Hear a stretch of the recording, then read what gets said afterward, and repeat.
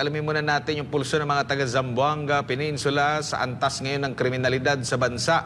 Si MJ Mondihar live mula dyan sa Ipil, Zamboanga, Sibugay. Magbabalita. MJ, magandang hapon. Magandang hapon, MJ. Maayong hapon mga kapartner, no? Dito nga tayo ngayon sa Ipil, Zamboanga, Sibugay at nakarating dito sa ating mga kababayan yung epekto ng sunod-sunod na mga kaso ng kidnapping dyan sa Metro Manila.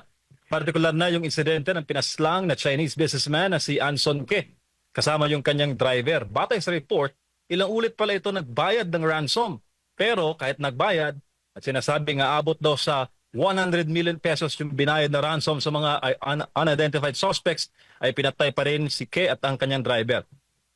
Sa inisyal na investigasyon ng PNP, hindi mo na ito karaniwang kaso ng kidnap for ransom. Nitong Pebrero naman, nasagip ang isang 14 anyos na Chinese student na pinutulan ng daliri ng kanyang mga kidnapper.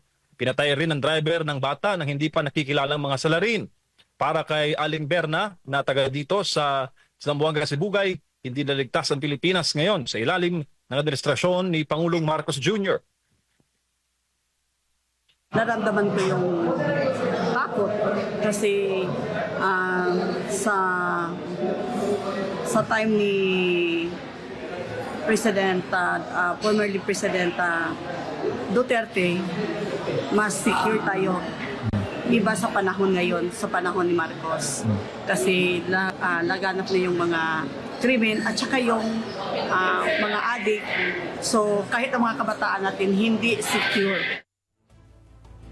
Ito nakaraang buwan, sinabi ni PNP Chief Francisco Marbil na ang social media nagpapakalat umano ng maling impresyon na lumalala ang crime index o crime rate sa bansa. Pero para kay Samson, malayo ito sa kanilang karanasan o nararanasan nila sa Muslim community. Tumaas po ang crime rate natin as compared to sa administration ni Tatay Digong. Kasi alam naman natin na parang bumabalik na yung mga sindikato, bumabalik na rin yung mga yung drug dependency ay tumaas at hindi natin control ngayon ang criminalities. Bumalik na rin yung mga private armies at iba pang mga masasamang elemento na hindi kayang kontrolin ng kasalukuyang gobyerno. Kaya hindi na kagaya noon na pag lumakad tayo sa panahon ni Tatay Digong ay na lumakad tayo sa daan ay we feel secure. Pero ngayon, nagiging insecure tayo. Kung si Adel naman ang tatanungin, maging sa malalayong lugar, gaya sa kanila sa Sulu, mga partner, ay ramdam rin nila ang pagtaas ng krimen. Ano po ba? Mas tumaas ba nga eh? Bakit niyo po nasabi, sir? Kasi yung panahon pa nung wala pa si Tatay Digong, dalang talama ang droga, korupsyon at droga. Tapos pag nasa kay Tatay Digong, medyo we will lucky na kung yan, na-solve niya ang problem ng droga. Oo. Pero sir, bumaba. sabi daw ngayon ng PNP, bumaba naman daw ang crime rate at ang crime rate na mataas daw. Sa internet lang daw yun, hindi raw nararamdaman ng mga Pilipino. Bilang Pilipino, nararamdaman mo ba na mababa ang krimen? Hindi ko nararamdaman. Kasi makikita natin, okay?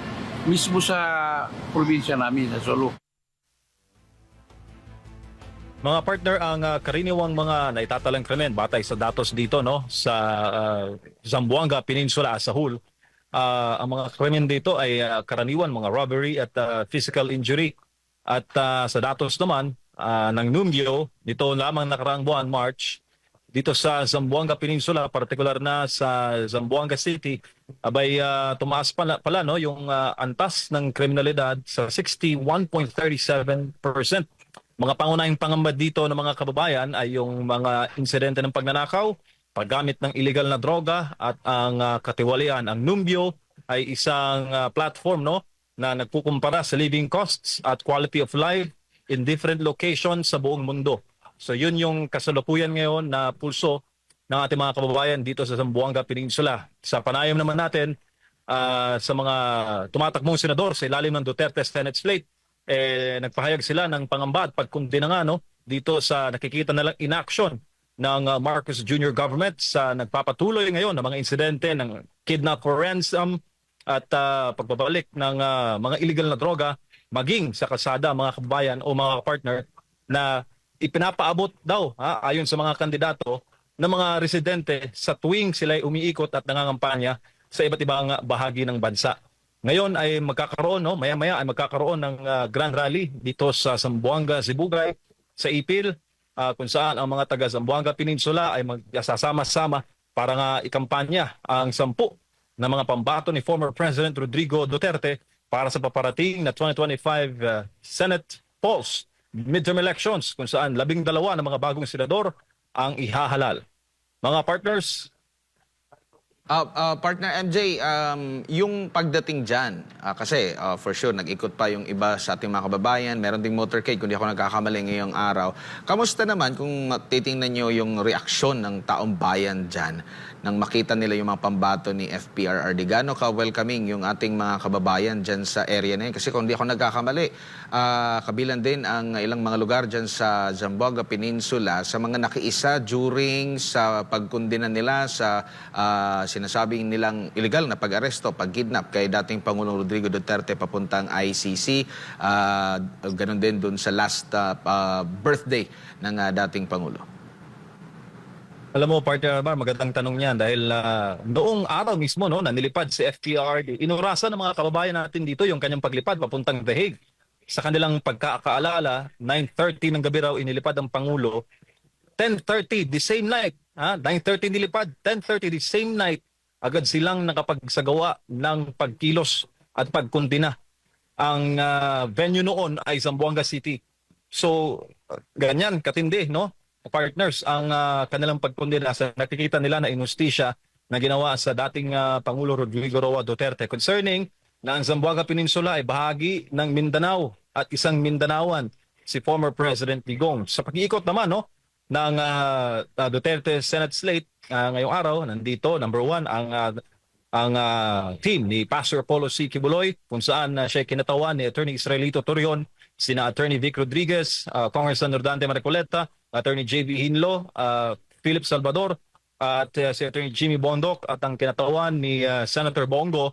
Very, very welcoming partner dahil ayon sa kanila, kahit malayo, at kahit araw-arawin daw, kahit malayo man, nagpapasalamat sila na nakarating ang team, at kahit araw-arawin daw yung kampanya dito sa Zamboanga Peninsula ay open na open. Natanong ko rin kanina yung ating mga kababayan kung halimbawa at mangampanya dito ang alyansa na Senate slate naman ng administrasyon. Sinabi ng ating mga kababayan na kahit may ayuda ay hindi daw sila dadalo at ipapakita nila yung ngit-ngit at galit ng mga taga Zamboanga sa ginawa sa ating dating Pangulo na kaparehas natin na taga Mindanao. Admar. Maraming salamat si MJ Mondihar live mula dyan sa Ipil, Zamboanga, Sibugay.